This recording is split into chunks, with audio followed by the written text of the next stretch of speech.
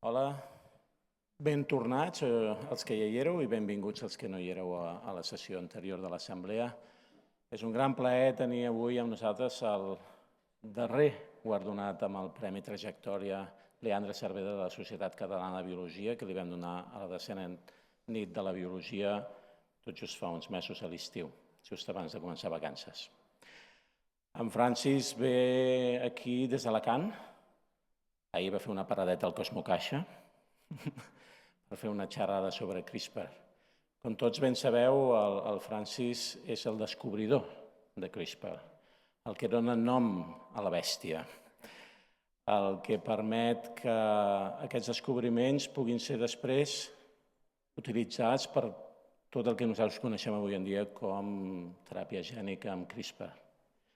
El que troba que aquestes seqüències petitones buscades amb microbis que trobava per les salines al voltant d'Alacant s'esdevinguin un sistema immune de les bactèries i entenguis que tallar-les i tornar-les a enganxar és essencial perquè aquest sistema immune funcioni. Jo crec que avui ens parlarà una mica d'aquesta guerra immune entre els bacteris i els seus virus.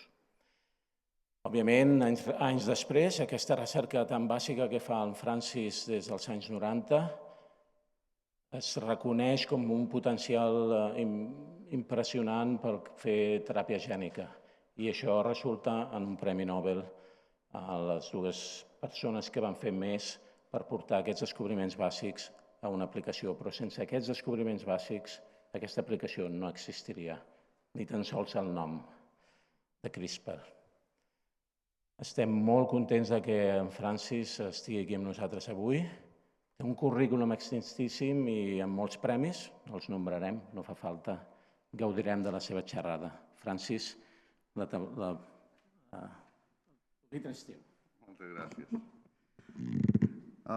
Jo crec que vaig a posar-me aquí. Bona vesprada, moltes gràcies per la introducció i moltíssimes gràcies per haver-me convidat a donar aquesta xerrada d'inauguració del curs. He intentat preparar-me la conferència en català. Ha estat tota l'espera inclús intentant traduir i al final m'he donat compte que no era capaç. Puc parlar algo paregut al català perquè soc valencià parlant, però no soc capaç de donar una xerrada i menys en 45 minuts. I de fet vaig a tindre problemes donant-la en castellà per acabar en el temps. Ja han quedat en què m'avisarà perquè no fa molt vaig donar una en València precisament, en l'Ismael. Se suposava que eren 45 minuts i a l'hora i mitja me se va ocurrir mirar el rellotge. O sigui que a voltes me se'n va el cap un poc. Voy a darla en castellano. ¿De acuerdo? Me sale fatal, en verdad. Bueno. Venga, pues vamos allá. Les voy a hablar del conflicto que, digamos, más tiempo ha durado y durará y seguirá persistiendo miles de millones de años. Una batalla encarnizada, fundamentalmente de la que me voy a referir es entre procariotas y los virus que las infectan. Es evidente y todos saben perfectamente que los procariotas tienen muchos mecanismos de defensa frente a atacantes, células eucariotas, otros procariotas, virus, compuestos que les resultan tóxicos, como los antibióticos. Y en contrapartida, estos atacantes, estas células, estas entidades biológicas atacantes, también tienen mecanismos de evasión de estas defensas, que actúan tanto a nivel molecular como a nivel celular, como a nivel multicelular, porque supongo que lo sabrán, los microorganismos cuando más resistentes son precisamente cuando están formando comunidades, ¿no? Biopelículas, películas biológicas. Pues incluso a este nivel estas entidades biológicas atacantes, células, virus y otros procariotas también tienen mecanismos específicos. Pero como les he adelantado, voy a hablar de virus. Voy a hablar de fagos, que son los virus que infectan bacterias y por extensión, aunque los que trabajan con arqueas no les gusta absolutamente nada que se utilice este término para referirse a virus de arqueas, se suele utilizar también para referirse a virus de arqueas, de procariotas en general, por lo tanto.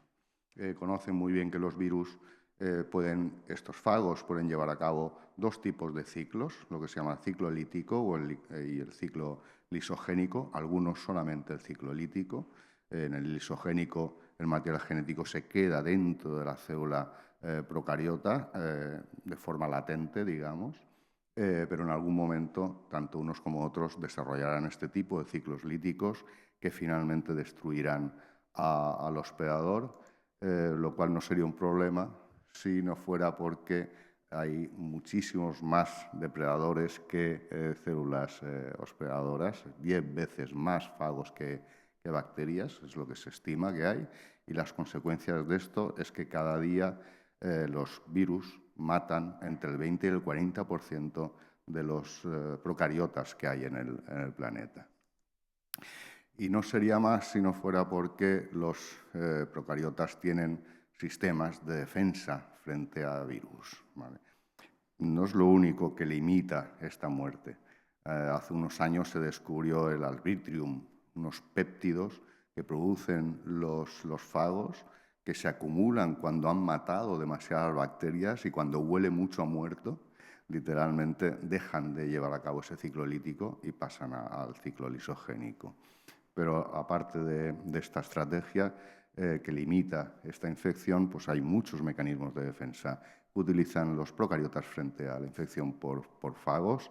Por el año 2012 se conoció un puñadito de sistemas de defensa frente a fagos.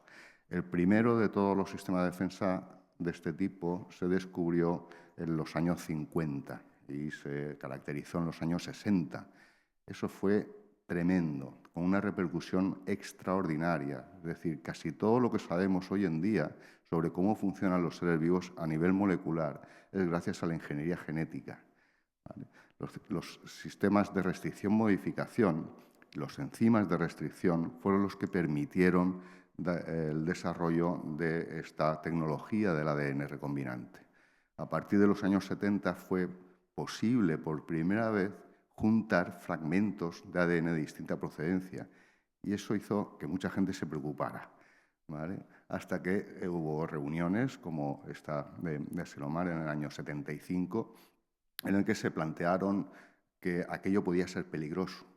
Se podía generar de forma accidental incluso o intencionada, como no, microorganismos patógenos al combinar ADN de distinta procedencia o tener efectos nocivos sobre el medio ambiente.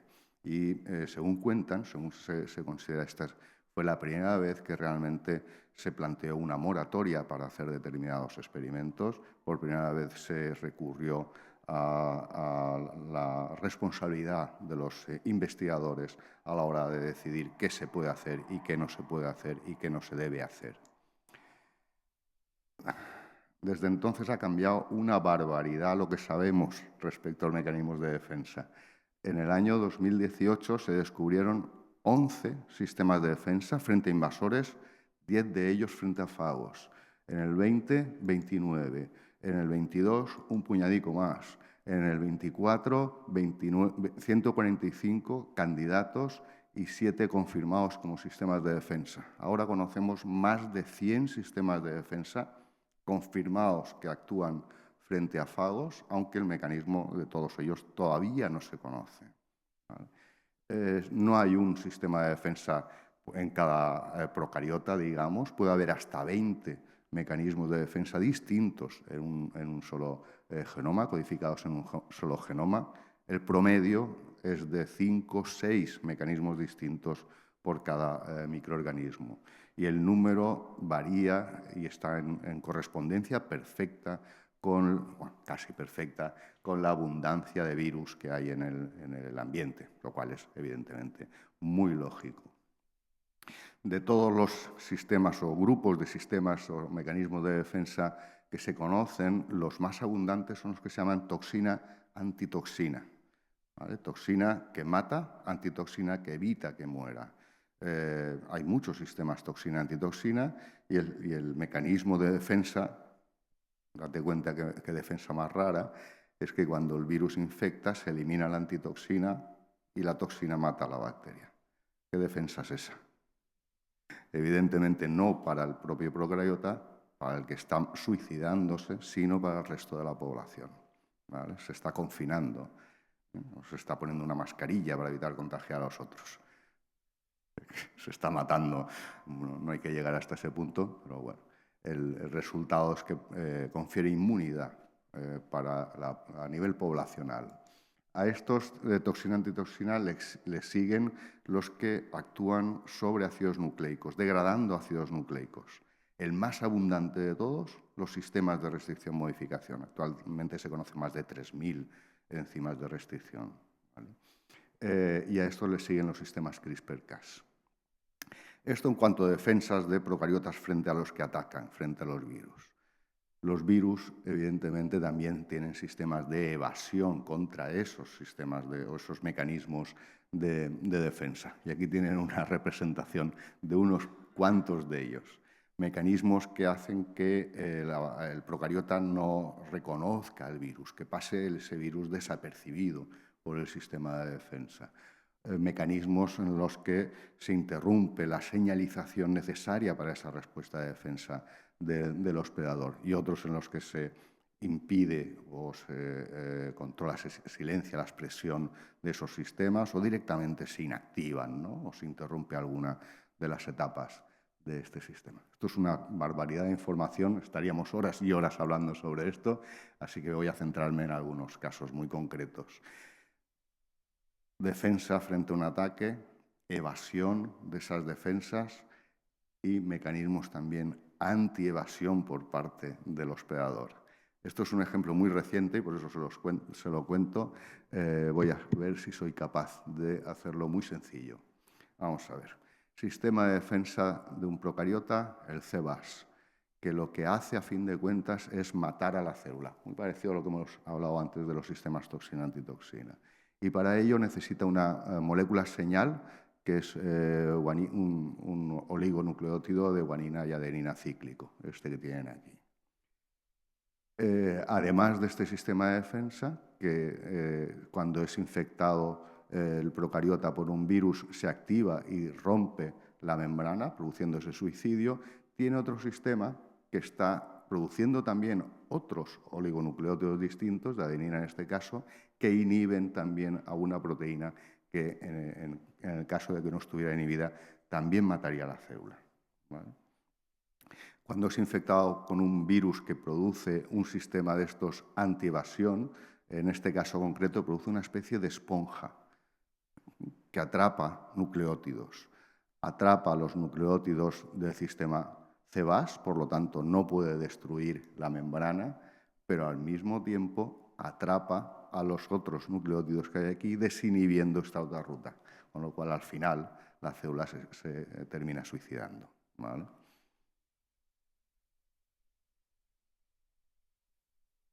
Maravilla de las maravillas.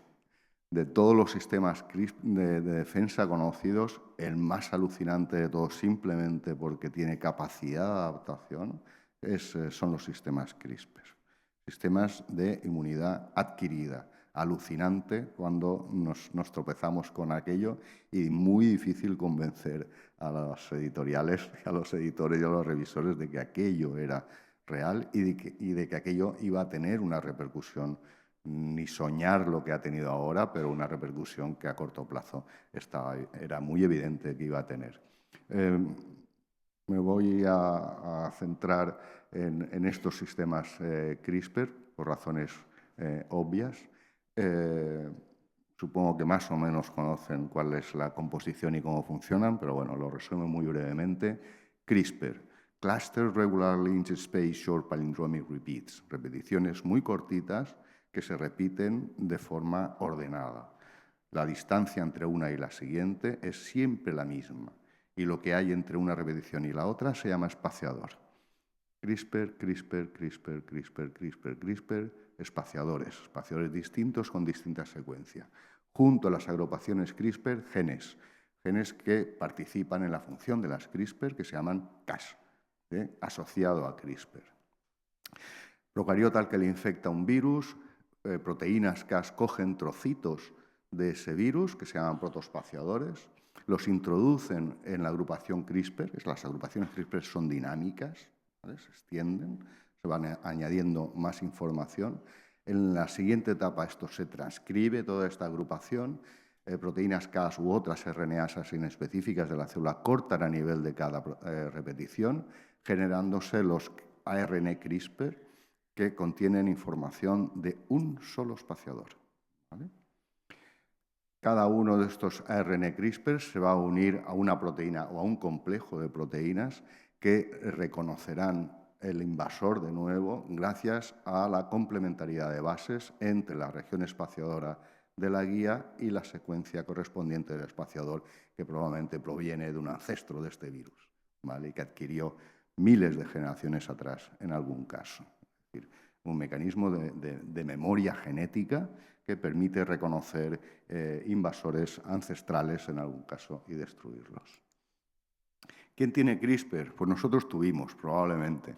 Ahora, de los eucariotas, en el único sitio donde hemos encontrado es en mitocondrias de la haba común, de las faves. Probablemente por su origen procariota, evidentemente las células eucariotas de dónde vienen y los orgánulos también. Lo que pasa es que son mitocondrias, plásmidos de mitocondrias, que tienen repeticiones casi idénticas a las actuales de cianobacterias. ¿Vale? Probablemente hubo una transferencia desde cloroplastos a cianobacterias. El caso es que siguen ahí, no hay genes Cas, ahí están, estuvieron, no nos venía bien ese sistema de defensa, lo sustituimos por otros, pero los procariotas lo tienen casi todos. Bueno, casi todos las arqueas y aproximadamente la mitad de las bacterias. No podemos decir que haya una distribución en base a grupos taxonómicos, digamos, pequeños. Dentro de una especie, uno esperaría que todos los miembros de una especie tienen CRISPR o no la tienen.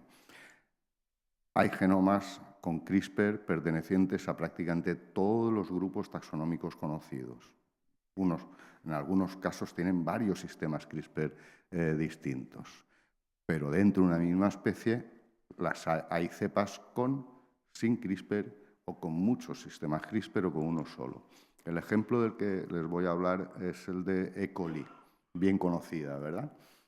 Escherichia coli puede tener hasta 2 sistemas CRISPR, uno de tipo E y uno de tipo F. Pero hay cepas que solamente tienen uno de ellos. De hecho, la mayoría de las cepas de E. coli tienen solamente un sistema completo, 1E.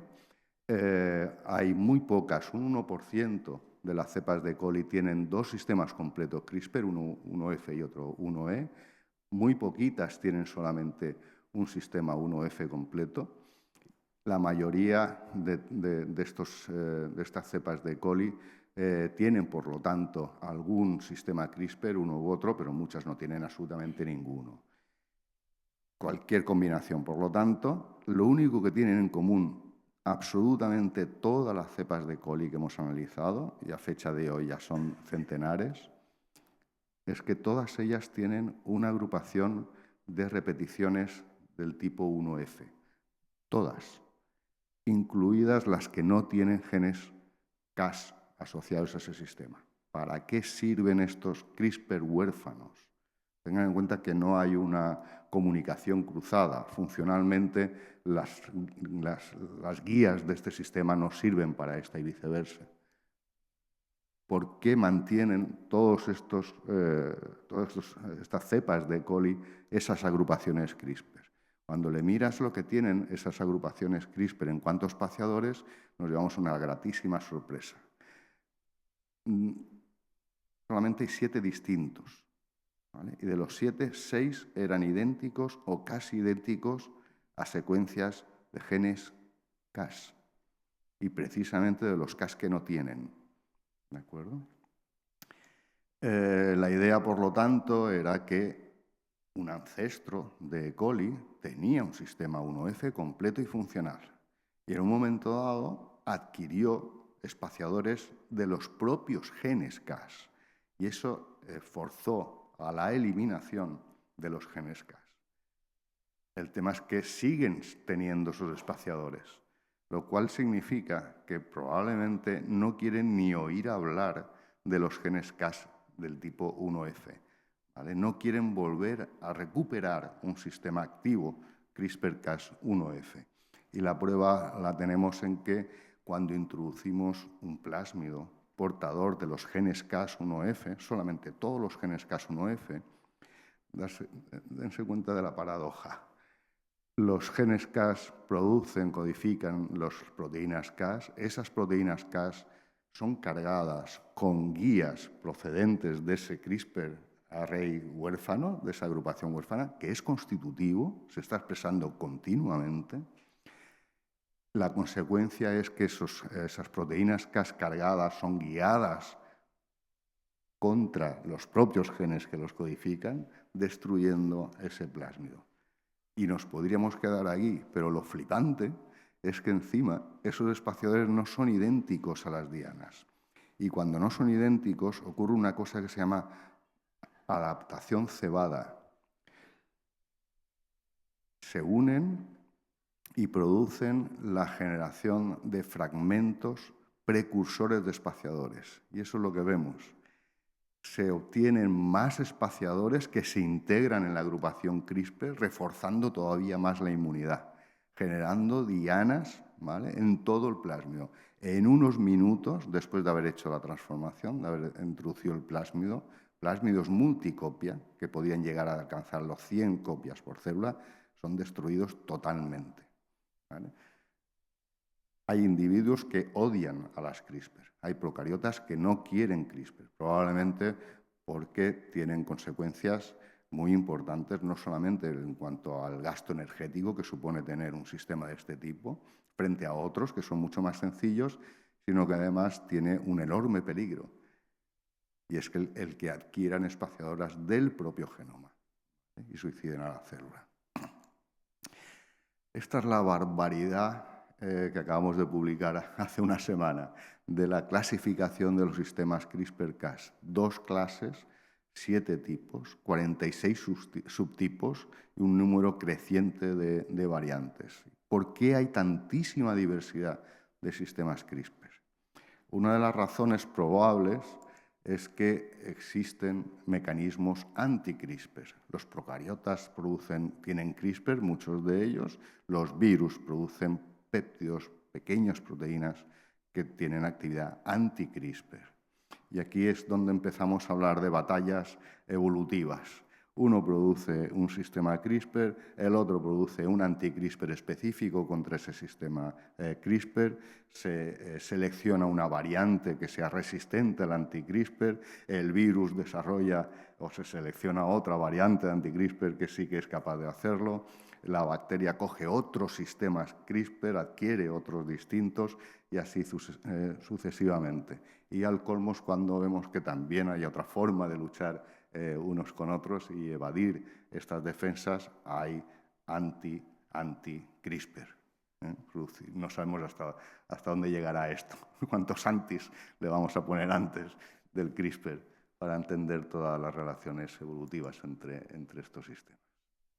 Consecuencia de esta enorme diversidad de sistemas CRISPR, no hablamos de un mecanismo tan general como el que les he presentado antes, hay muchos mecanismos distintos, pequeñas diferencias realmente sutiles, no en la primera etapa de adquisición de espaciadores, pero sí en la última. Por ejemplo, podemos decir que lo único que queda de cierto en las generalidades que todos los humanos solemos hacer cuando descubrimos algo es que todos los sistemas CRISPR reconocen de forma específica una diana guiados por una guía de ARN, ¿vale? Una proteína o un complejo de proteínas guiados por CRISPR-RNAs que reconocen secuencias complementarias al espaciador de esa guía. Eso sigue siendo cierto. Cuando reconocen esa diana, pueden cortar, que es lo que hacen la mayoría, pero puede que no corten. Pueden cortar, unirse y cortar ADN o pueden reconocer y cortar ARN, dependiendo del sistema. Las consecuencias de que no corte y simplemente se una pueden ser diversas. Las más frecuentes son silenciamiento de la expresión génica. Aquí, en algunos casos, sí tiene que ver con inmunidad, pero en otros muchos no. Por ejemplo, algunos de estos sistemas lo que hacen es que las bacterias sean más virulentas, ¿vale?, impidiendo que nuestro organismo las reconozca y se induzca la respuesta proinflamatoria, gracias a CRISPR. Uno de los descubrimientos más recientes con un potencial en aplicaciones bestial es los CRISPR asociados a transposones, ¿vale? En este caso, los sistemas CRISPR asociados a transposones no tienen nucleasa, no cortan, pero sí tienen CRISPR, y lo que hacen es guiar a la transposasa para que el transposón se introduzca en secuencias determinadas por las guías CRISPR. Transposición guiada, ¿vale? También hay sistemas CRISPR que sigue siendo cierto que reconocen secuencias específicas guiadas por un ARN CRISPR, pero a partir de ahí se vuelven locas y empiezan a cortar cualquier ARN, cualquier ADN que se encuentre en la célula. Eso se llama efecto colateral y el resultado es que la célula o muere o entra en estado de latencia. También relacionado con inmunidad, por supuesto, a nivel poblacional. Venga, vamos a lo que muy probablemente están esperando algunos, que yo sepa. Aplicaciones derivadas. No voy a hablar de mí, yo creo que ya se ha comentado más que suficiente sobre lo que yo he hecho y vamos a ver de lo que menos sé, ¿vale? Que soy microbiólogo y sé de lo poquito que sé es de la microbiología, pero esto de las aplicaciones evidentemente es imposible estar al margen. Pero sí que voy a incluir lo que no suelo hacer, que es aplicaciones de las CRISPR en sus portadores o hospedadores naturales, que son muchísimas también. Las primeras aplicaciones derivadas de CRISPR, independiente de cuál era su función, porque no se sabía cuál era, y eso fue en el 91, era utilizarlas como marcadores genéticos para la tipificación, para diferenciar entre aislados de una especie, concretamente de Mycobacterium tuberculosis. Distintos aislados tienen distintos espaciadores y eso se puede utilizar perfectamente para determinar cuál es el origen de un brote de tuberculosis, por ejemplo. Cuando supimos que los espaciadores procedían de virus, por primera vez fuimos capaces de muy fácilmente identificar qué virus infectan o tratan de infectar a qué bacterias. Esto es súper útil, por ejemplo, en terapia fágica, ¿vale? Estudios de dinámica de poblaciones, simplemente mirando las agrupaciones CRISPR y cómo va cambiando con el tiempo una población la identidad de esos espaciadores, uno puede ver cómo va evolucionando aquello y si lo relacionas con cómo van evolucionando los virus ya es el colmo. Cuando sabes que puedes blindar a bacterias y procariotas en general frente a virus, esto tiene una enorme utilidad en procesos biotecnológicos, pensar en los yogures, las bacterias que fermentan la leche, que sufren infecciones por virus con muchísima frecuencia, pensar también en los antibióticos, las toxinas y otros factores de virulencia que transmiten virus, ¿vale? Y que transmiten plásmidos también. Podemos interferir con esa transmisión de factores de virulencia y también podemos almacenar información, ¿vale? ¿De qué tipo de información? Pues la que tú quieras. Lo único que tienes es codificar esa información utilizando las 4 letras del ADN y ya está. Y esa información pueden ser, por ejemplo, píxeles, ¿no? Y si le metes los suficientes píxeles, tienes una población lo suficientemente grande de células de E. coli con sistemas CRISPR a los que les das fragmentos de ADN de unas 30 pares de bases y se las va tragando y las va incorporando en la agrupación CRISPR, pues pasa un tiempo, recuperas aquellas secuencias y reconstituyes la imagen, que es prácticamente idéntica a la original, ¿vale? Almacenamiento de información. Estos son aplicaciones de los sistemas CRISPR en sus hospedadores. Esto no se puede considerar herramientas en sí mismas. La primera herramienta la desarrollaron los grupos liderados por Emmanuel Charpentier y Jennifer Doudna, esto fue en el año 2012, utilizando uno de los sistemas CRISPR de todos los que hemos visto, si no el más sencillo de los más sencillos, con solo 4 genes Cas. Identificaron a una proteína Cas, que era Cas9 en este caso, como la única responsable de llevar a cabo el reconocimiento de una secuencia y su corte, ¿vale? Y para que encontrara esa secuencia, Cas9 necesita de una guía, una guía que debe tener alrededor de 20 nucleótidos que coincidan con la secuencia donde quieres producir el corte. Y con eso tú puedes reprogramar a Cas9 para que vaya donde te dé la gana. Va a llegar allí y algo que no hacía antes Cas9, que era cortar, en el momento que se reconoce la diana, ocurre un cambio conformacional en la proteína, el ADN entra en el sitio activo de la nucleasa y corta, produciendo dos cortes en las dos cadenas, al mismo nivel, genera extremos romos. Al final de este artículo, ellos propusieron que esto se podía utilizar para hacer edición genética y 8 años más tarde recibieron el Premio Nobel de Química por el desarrollo de un método de edición genética. ¿Por qué pensaron en que esto se podía utilizar para edición genética? Porque ya había herramientas previamente que se utilizaban para hacer edición genética y que se basaban en corte de ADN.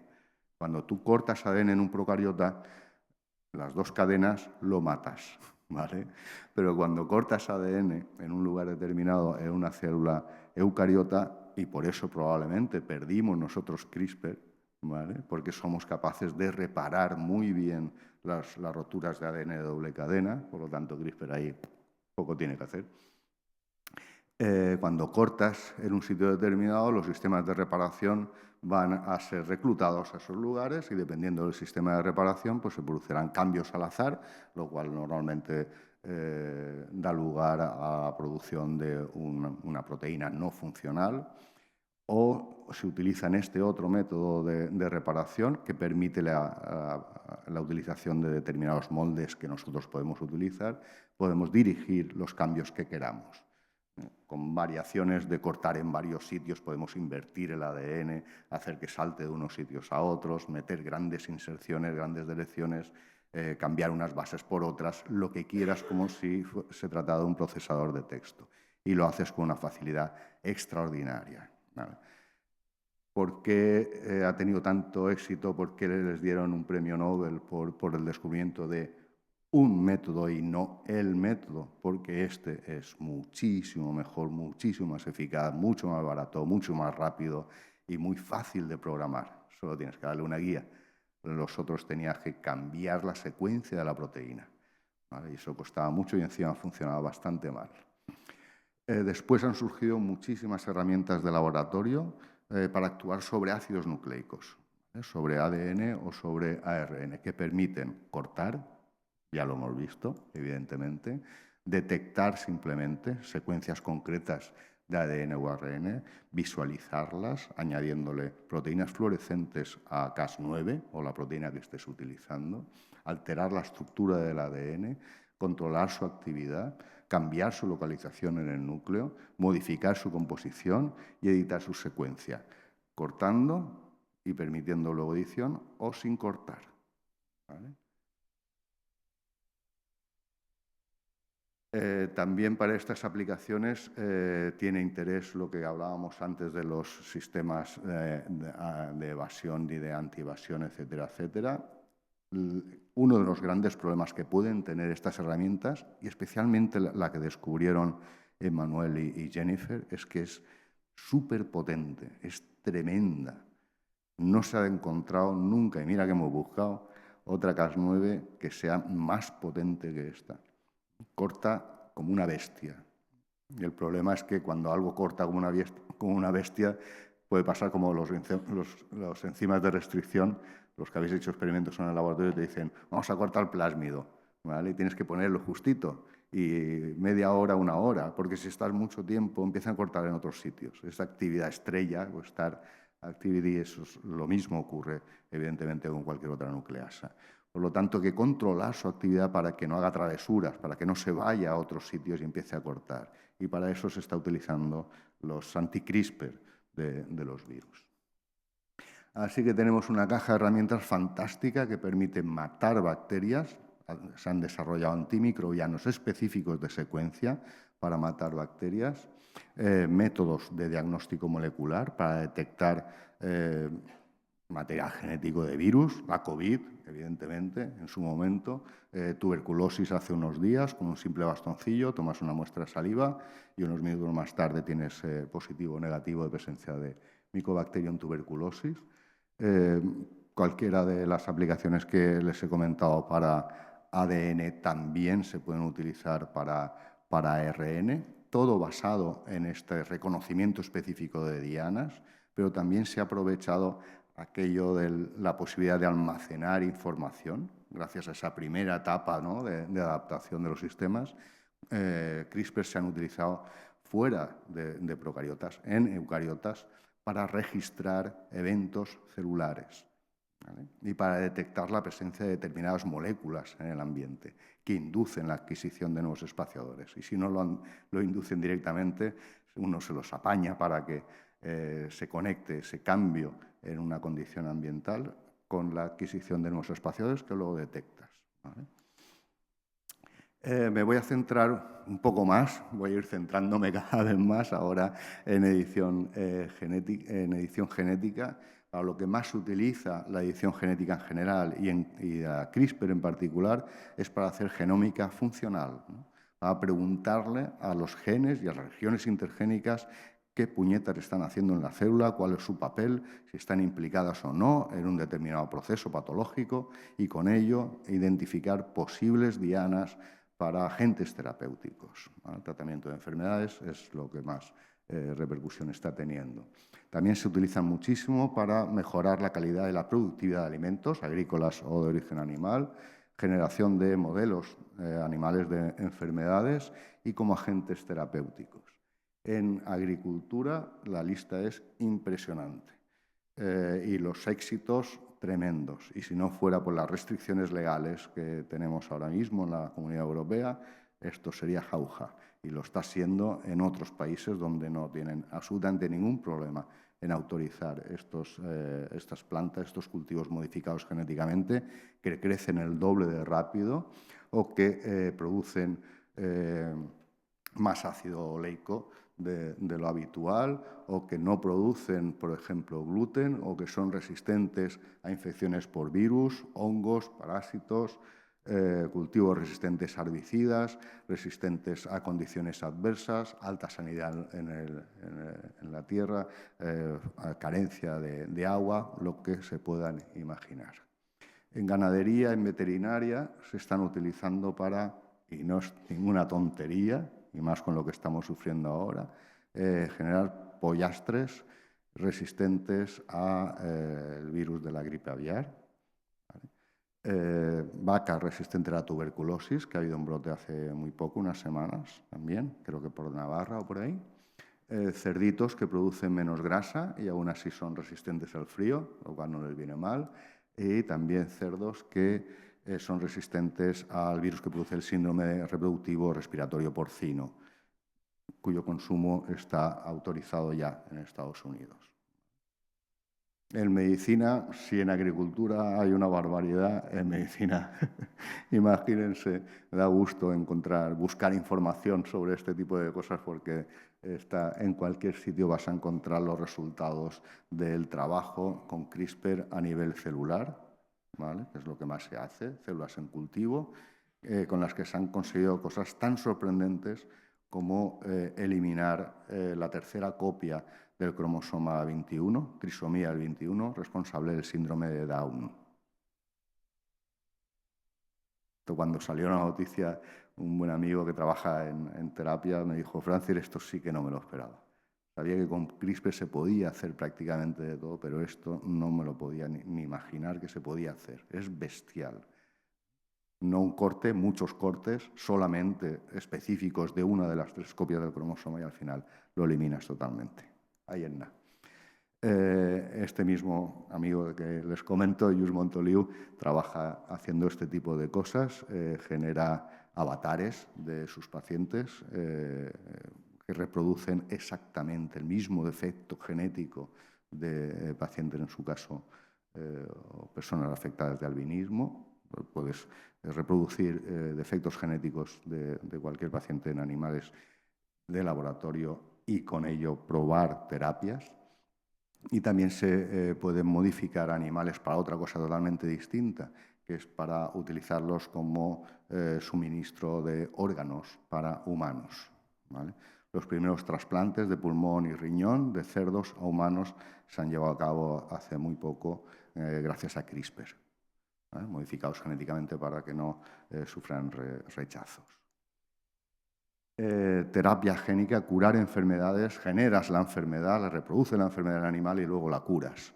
La lista, pues aquí hay unas cuantas enfermedades que han sido tratadas con terapia, con CRISPR directamente.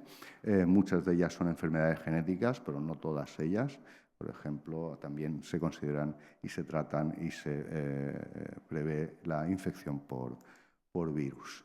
En humanos, of course.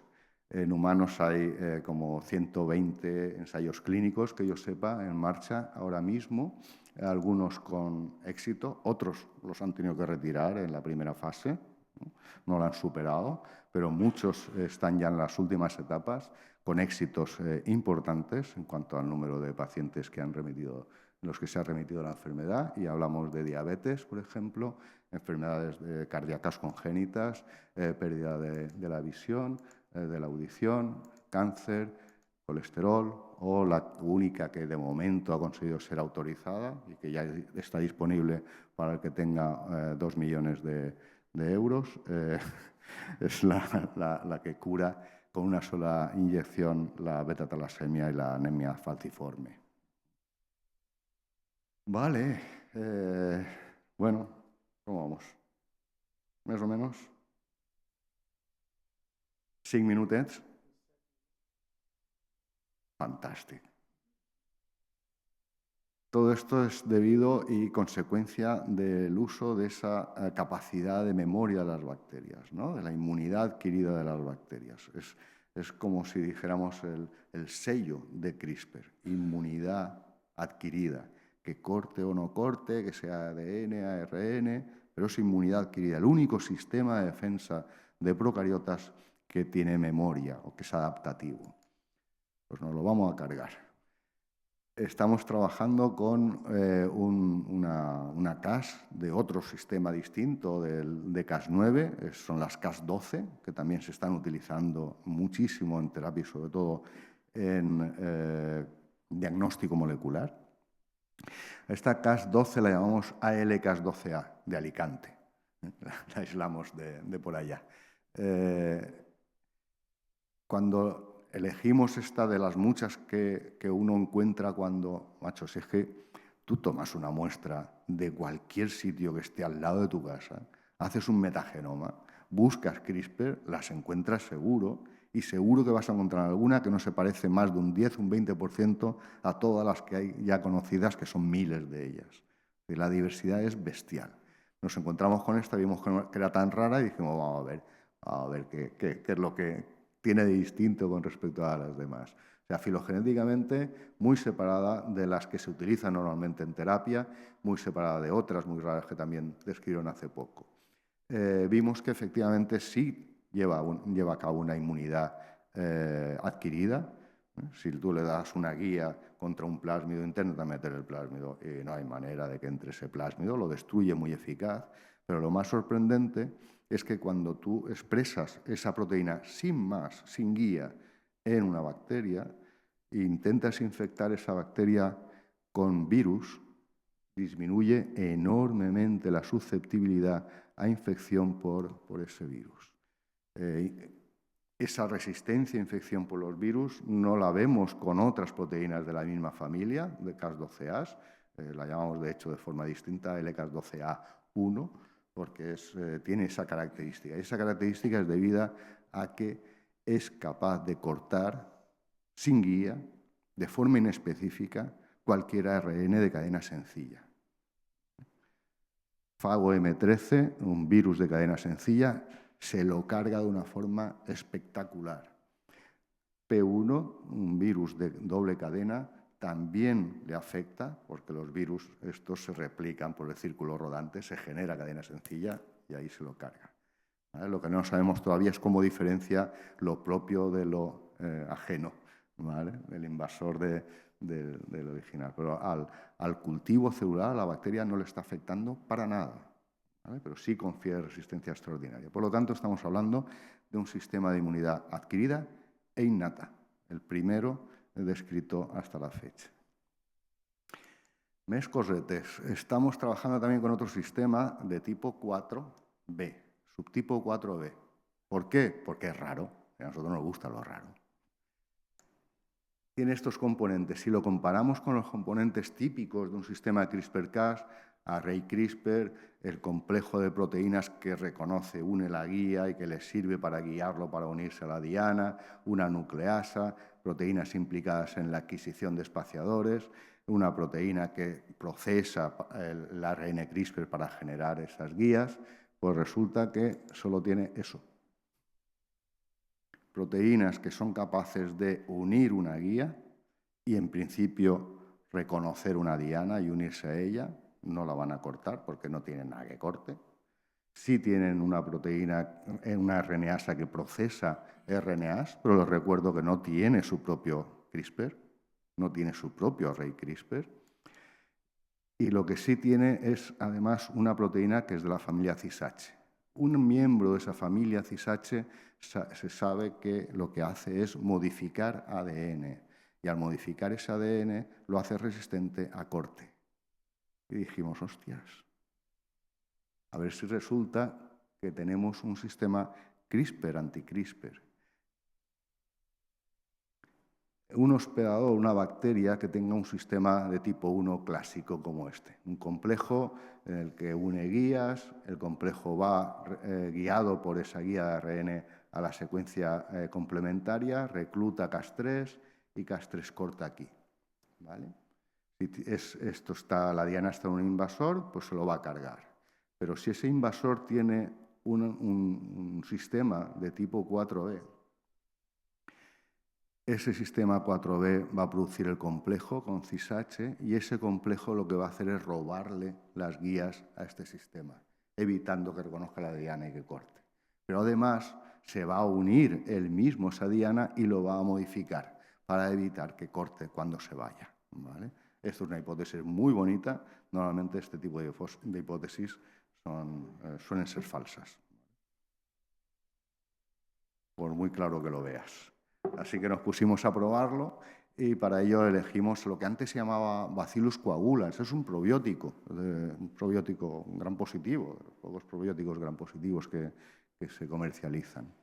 Pues este tipo, que alguien le ha llamado Enrique ahora mismo, coagulans, tiene dos sistemas CRISPR, uno tipo 1C y otro del subtipo 4B. El subtipo 4B está en un prófago, un virus integrado en el genoma de este microorganismo. Y el sistema 1C tiene varios espaciadores que tienen como diana el prófago, que está en el propio genoma y de hecho está muy cerca de la región que codifica el 4B. Eso no debería existir, porque se estaría suicidando la propia bacteria si se estuviera expresando 1C, si fuera activo y si fuera funcional. O si hubiera anti-CRISPR. No hemos encontrado anti-CRISPR codificados en el genoma, lo cual no quiere decir que no haya, ¿vale? O sea, podría haber y que no se hayan identificado. Lo que hicimos fue transferir el sistema 1C a otra bacteria porque no hemos conseguido trabajar bien con Bacillus coagulans, con Escherichia coagulans. Lo hemos pasado a E. coli, el 1C solamente, para ver si es funcional. Si lo guías con unos espaciadores que tienen como diana una secuencia de un plásmido, no hay manera de meterle ese plásmido a la célula. ¿Vale? No consigues ni un solo transformante. O sea, el sistema es activo y funcional de narices, muy activo frente a secuencias diana. Lo hemos comprobado in vivo, lo hemos comprobado in vitro también. Cuando le metes el sistema 4B, como si no estuviera el 1C. No hace absolutamente nada en cuanto a interferencia. Entran los plásmidos sin ningún problema. Comprobado in vivo y comprobado también in vitro. ¿Vale? O sea que estamos muy orgullosos de haber descubierto un sistema de evasión que llamamos CRISPR anti-CRISPR, aunque realmente es Cas anti-CRISPR porque no tiene CRISPR, no tiene repeticiones el mismo. No sabemos muy bien todavía el mecanismo, pero estamos en ello y tiene muy buena pinta. Y ya para terminar, porque esto es que me lo ha recordado un colaborador, que es Raúl Pérez Jiménez, que me ha mandado un WhatsApp a las 4 de esta tarde. muy contento porque le han dado un ERC para seguir trabajando en este tipo. 10 milloncejos, no está mal. Ya quisiéramos algunos. El caso es que le acaban de dar ahora lo que nos denegaron hace años cuando pedimos financiación para estudiar esta locura que se le ocurrió a este buen hombre. Dijo, yo soy capaz de resucitar cualquier proteína. Puedo inferir cuál era la secuencia de una proteína de hace 500, 1000, 2000, 2700 millones de años. Y lo hizo el tío, macho. Consiguió resucitar las proteínas ancestrales de las Cas, 9 actuales, y nos llevamos varias sorpresas. De hecho, cuando intentamos publicar esto, alguien decía, no, hay que mandarlo al Nature Biotechnology, porque esto tiene muchas aplicaciones tecnológicas. Digo, no, esto tiene interés evolutivo. O sea, estás intentando averiguar, aunque nadie lo demostrará nunca, porque es imposible que esto sea real, estás intentando averiguar de dónde vienen los sistemas CRISPR, cómo eran hace 2.700 millones de años, macho. Y eso es muy interesante, ¿no? Y al final conseguí convencerles. Hace 2.700 millones de años, los sistemas CRISPR, o por lo menos los de tipo 2, los que están asociados a Cas9, no cortaban doble cadena. Cortaban cadena sencilla. Eran nicasas. Y de hecho, se pueden guiar con casi cualquier guía que le des, lo cual quiere decir que cualquier RNA que se encuentre en la célula, a lo mejor, si tiene algún tipo de estructura secundaria, pues todavía favorece más la unión, va a dirigir un corte muy en específico, no de doble cadena, pero de cadena sencilla. ¿Eso tiene sentido como sistema de defensa frente a virus? Ni de coña, para nada. ¿Dónde le puedes encontrar sentido? A una maquinaria que lo que haga es generar cortecitos en el ADN de forma inespecífica que se van a reparar. Significado evolutivo. Estaría actuando como un motor evolutivo. Cambios, provocando la generación de cambios dentro de una época en la que era muy importante precisamente la variabilidad y la adaptabilidad. Probablemente no tanto la infección frente a virus. Y ya para terminar, que estoy encantadísimo, que me ha ajustado el tiempo, darle las gracias a toda esta gente, que son todos los que han estado conmigo los últimos 20 años, y en especial a César y a Jesús, porque los otros ya vinieron cuando el chiringuito estaba montado, cuando ya sabíamos lo que teníamos entre manos, pero imaginarse estos ilusos que apostaron por unas repeticiones que no sabíamos ni para qué servían ni a dónde iba a llegar esto. Y ahí se jugó pues alguno que otro su futuro, ¿vale? Por lo menos presentar una tesis y conseguir una plaza estable. Los otros también tienen mucho mérito, evidentemente, pero esto es en particular. Muchísimas gracias por su atención. Muchas gracias.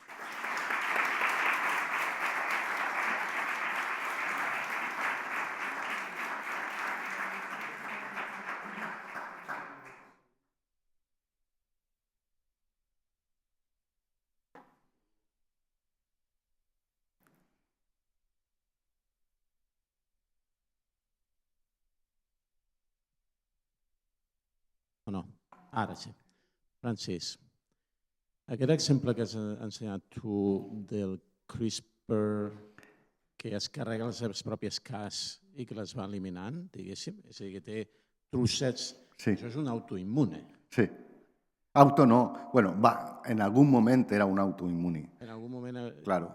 Inicialment probablement se va generar per això, pensem, perquè de fet sí que hi ha alguns islats de coli que sí tenen encara un sistema CRISPR complet. Tots entenem que l'ancestro el tenia. Llavors, com poden sobreviure aquestes cepes? Vale, simplement una selecció d'aquelles que l'han perdut per lo que siga. O sigui, probablement la que ja ho tenia va prendre espaciadors dels propis gens i actuaria sobre la diana i la diana se repararia i eventualment luego va anar havent una selecció de cèl·lules que van anar perdent-les. I a més dona la sensació de que va ser una adquisició de colp.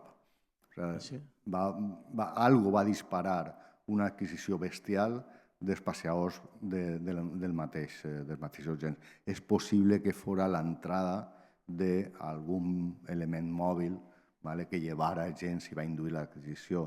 Perquè això és cert, l'adquisició d'espaciadors és una que ocorreix molt de vez en quan. No és la imatge aquesta tan bonica que entra un virus i anem a pillar-li trossos, els collons, això no pot ser. Se faria enorme l'agrupació CRISPR i això evidentment té un límit. De fet, quan tu induïssis l'expressió de Cas1 i Cas2, que són les úniques proteïnes que estan implicades en això, nosaltres fem en pràctiques i moltes vegades no pillem ni una que ha adquirit espaciadors. Costa molt adquirir espaciadors. És una cosa molt improbable. Però algo dispararia allò i va donar una selecció posterior. Alguna pregunta més? Dolors. Hola, bona tarda. Molt bona la presentació. Moltes gràcies. Jo tinc una curiositat. Has dit que els eucariotes, en principi, a la natura no tenen sistema CRISPR. Els eucariotes. No, ara no. I tampoc ni els unicel·lulars, ningú. Això és la llàstima, perquè tenim moltes hipòtesis intentant explicar-ho, no? Una d'elles és el de la reparació, i té bastant sentit, perquè precisament els bacteris que tenen sistemes de reparació de rotures doble cadena eficaços no tenen CRISPR. És lògic. Si tu vols eliminar un virus trencant-li les dues cadenes d'ADN i tens un sistema de reparació que ho repara, estàs fent l'imbècil, no? Doncs això, evidentment, no funciona. I nosaltres tenim moltes avantatges. Necessitem un pluricel·lular, necessita reparar l'ADN perquè estem patint contínuament rotures d'ADN de doble cadena. Què passa, entonces, en els unicel·lulars que no tenen en principi aquest problema? Doncs no ho sabem. Probablement no li fan falta. Jo sempre he pensat que la freqüència en la que són infectats per virus no és tan alta.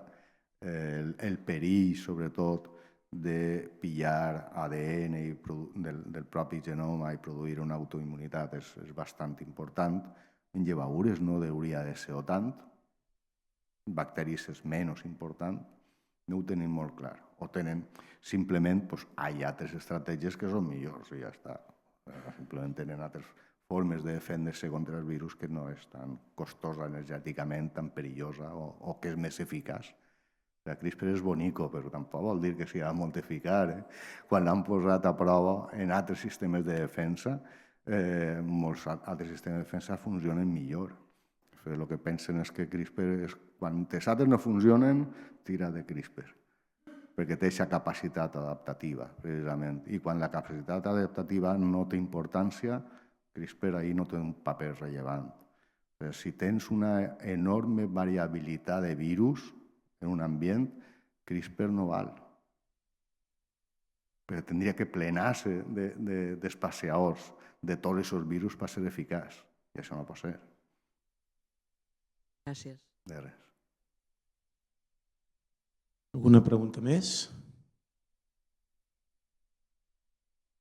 No veig ningú més. Moltíssimes gràcies, Francis, per la xerrada. I ara demanaríem als nous socis d'honor i que vinguin aquí, que tenim un partit present també per al Francis i per vosaltres dos. Francis no ho sap, però abans hem donat 2 socis d'honor de la societat. Mercè i Pere, sisplau. Pere. Tenim un petit present de la societat per tots vosaltres i, òbviament, l'aplaudiment de tots.